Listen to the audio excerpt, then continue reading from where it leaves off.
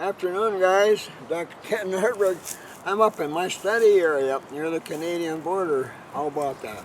Beautiful spring day. Boy, we're cutting it kind of close here, but the woods, for spring scouting, usually I like to be out a little earlier than this, but COVID-19 has kind of put a crank in things. but, uh, but still, our trees here are just beginning to form leaves up in the uppermost parts. You can see a long way in the woods along the ground level like you can in November.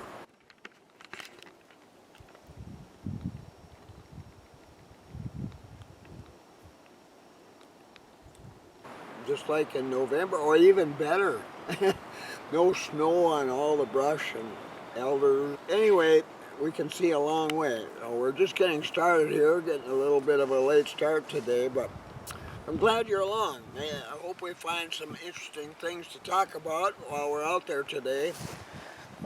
There's one big buck I'm anxious to learn about. I want to be sure he made it through the winter. And if he's here, I'm going to be really excited. I've got some potential stand sites to look at to hunt that buck. He taught me a lot last November. And if I do things right, maybe this year I'll be able to outfox him at last. So I'm looking forward to that. Later on we'll move down into one of my more southern square miles to check that area for deer. Up ahead here we're going to look and see if we can find evidence that our does and their fawns, and by the way, fawns are being born now. From now on, for the next 2 weeks, 85% of our whitetail fawns will be born. Wolf packs are not together anymore. They all split up, went back to their own home ranges right after snow melt. That's what they usually do. And so we're not expecting to find a lot of wolf sign right now. Later on, when wolves are eating our fawns, they usually get 3 out of 4 every year up here. A lot of wolves and few deer. Deer numbers are way down. And because of that unbalance between predator and prey animals, we're seeing other effects too, like our whitetails bunching up in large groups to feed in bed early in the fall. Usually they don't do that until last part of December when they migrate to their wintering areas. But they were bunched up a lot last fall, and they would feed together. You'd find a place where they'd been feeding, and tracks all over the place. I mean, you just couldn't believe it. It looked like 100 deer that had been feeding there during the night. And if you decide, I'm going to stay here, it's a good spot, next feeding cycle, this be full of deer here. But that doesn't work that way. They would find another place to feed during the following feeding cycle, which is pretty darn good change in behavior for whitetails. To be able to do that. But when they bunch together like that, they have many more ears and noses and eyes to detect approaching danger. And so the odds of surviving wolves are better when they bunch up like that.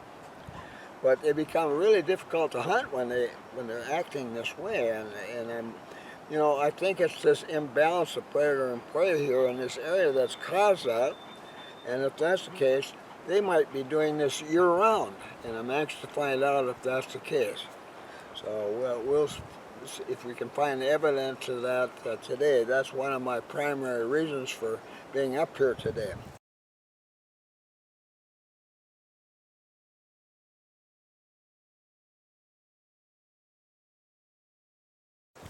But aside from finding more bucks to hunt this fall, and we'll be doing a little of that. We'll be scouting some areas we've never hunted before, never seen before. And the best way to scout places like this, go off trail. If you keep following trails when you're scouting, you just keep going back to same old places and stand sites that bucks already know all about. They're already avoiding those. They've been avoiding them for years already in this area. We don't want to hunt in those kind of places. We want new places where they they have no reason to suspect they're going to find a hunter there. And one of the best ways to scout new country is go cross country. Take a compass bearing.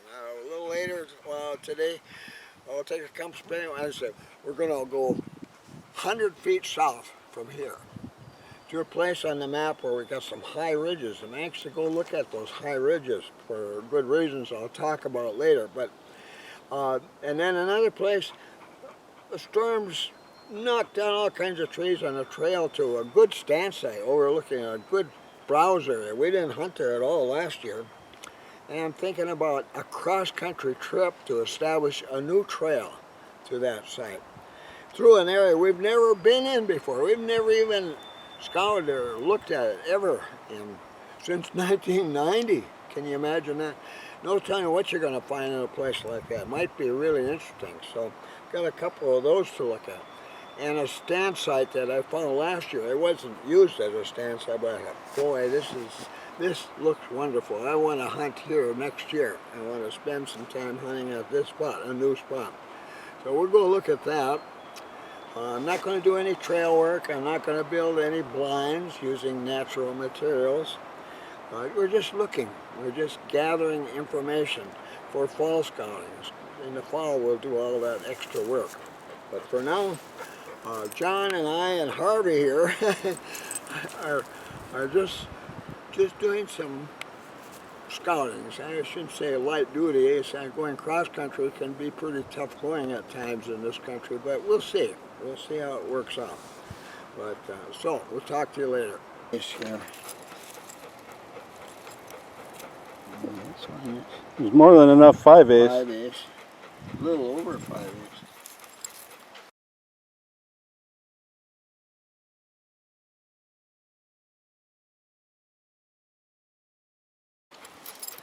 Well, he's a decent buck by fall. He's going to be,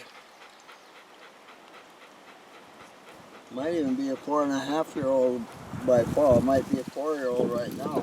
There's too many of those 7/8 in there. Look at this, 3/4 like here. That's 7/8. And 7/8. And 7/8. And 7/8. And 7/8.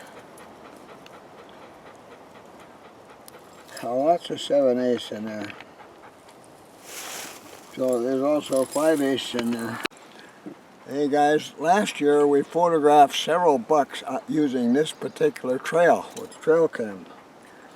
And one of them was a 2.5-year-old buck who was a little bit lopsided. He had, I think, an extra tine on one side.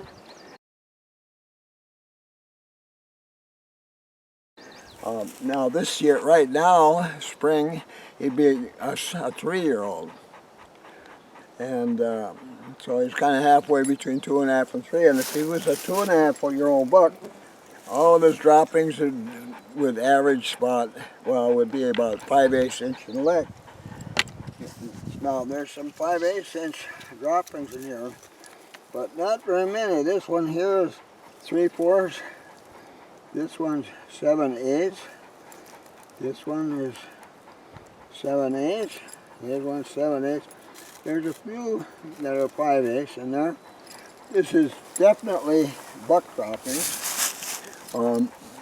He was a 2.5. I would say this is that 2.5-year-old buck from last year. John got the older buck that was in this area last year. So this guy's going to be a 3.5-year-old this fall. There's a slight chance I'm reading this a little bit wrong. It might be this is a 4-year-old right now with 3/4. Say he had 4-year-old, a 3.5 would have droppings usually no more than about 3/4. Well, we got plenty of droppings here that are 7/8. So maybe this guy is going to be, he's a 4-year-old and there'll be a 4.5-year-old come fall. We'll look for more of his droppings this fall when we're scouting. But this is a worthy mature buck to hunt this fall. So we found one, maybe two, but interesting. But we know where to hunt this one. So we'll probably get them this fall. Okay, it's an interesting find. This is from last fall, sometime November or December. It's a rage rub. Buck here, he ravaged this little pine tree, busted it off, knocked all these upper branches off. He rubbed a little bit on that one. See, he took some off here. Similarly over here, more rage rubs. He rubbed on it briefly, probably just swept his antlers back and forth, and he busted this off.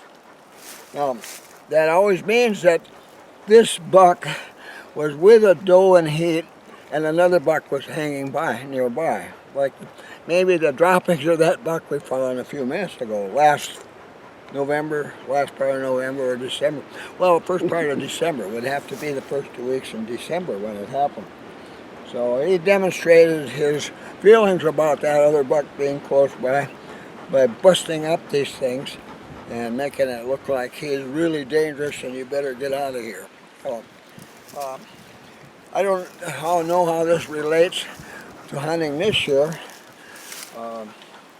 It certainly was made after John took the dominant breeding buck of this square mile buck home range. So this was the replacement for that buck. He took over after John took that dominant buck that lived here. And so there is another large dominant buck living in this area now. How about that? Good evidence, even though it's old. Okay, look here, guys. Just 10 yards away from those rage rubs, I found a 4-inch long hook print. Look at that. It's maybe a couple weeks old, but clearly a big buck made that track. So here we have that dominant breeding buck of this range, the one that took over from the one that John got last year. There's 2 bucks here. This guy is probably a 5.5-year-old buck now. Big buck, I would guess. He's 4 for sure, maybe 5. And there's tips of his, the tips spread here on soft soil. So you just see the tips on that one, but there's the whole track there. Now, that's all you need to know that this is going to be a great place to hunt here if you know where the feeding areas are, where the does are going to be when they're in heat. And we know where those spots are. Yes, we do. And we can cover them well. So that's an exciting find in spring. One of the things we wanted to find out was what bucks we have here, what bucks survived this past winter. And there's absolute evidence of this and that rage rub, and then those smaller droppings back there a little ways. So there we go. Well, we're just getting started. See you in a little bit. About 90% of these droppings are less than a ½ inch in length. This was last year's fawn. This year he's a yearling. This is spring. It's just beginning. By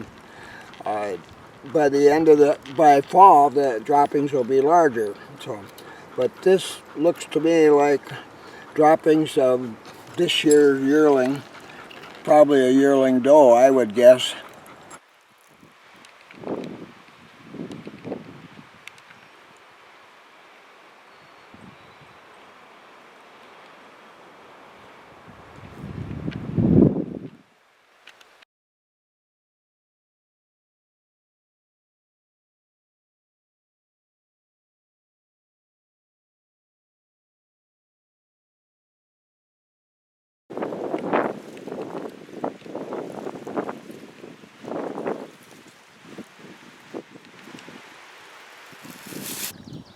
Here's some grass in front of a boulder. Yeah. That's a boulder I shot a buck at from 3 feet. Had a ground blind right there. Yeah.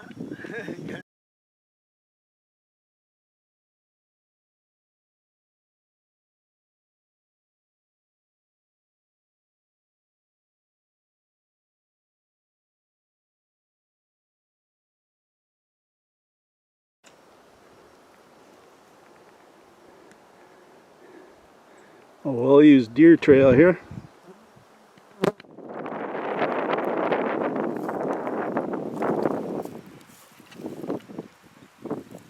That's kind of what those trappings are. Yeah.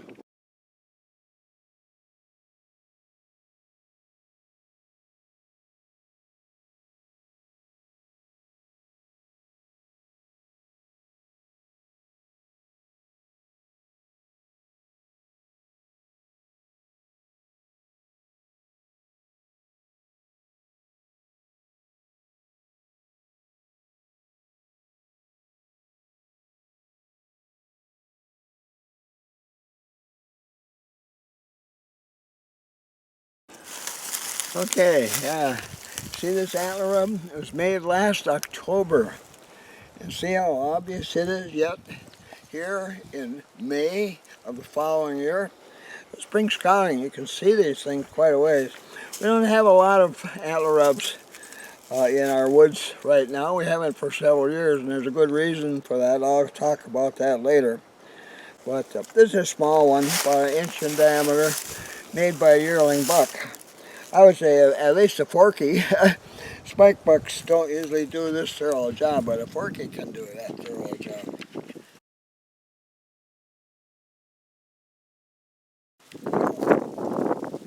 One thing I should mention too, it's been really dry. It looks like they haven't had rain up here for quite a while, and the woods is really dry. Hard to see tracks, but we're finding lots of droppings, just like I've said before. Tracks will be hidden by leaves or just dry soil, hard soil, but you can't hide droppings. And droppings have been giving us plenty of evidence of the numbers and sizes and sexes of the deer in parts of the area we've been scouting. This is the edge of a second square mile of my whitetail study area. We already looked at at least 3 bucks, maybe 4, in the square mile just east of here. And one's a big one, great big one. So that's good evidence. Well, we'll see you a little bit down the road.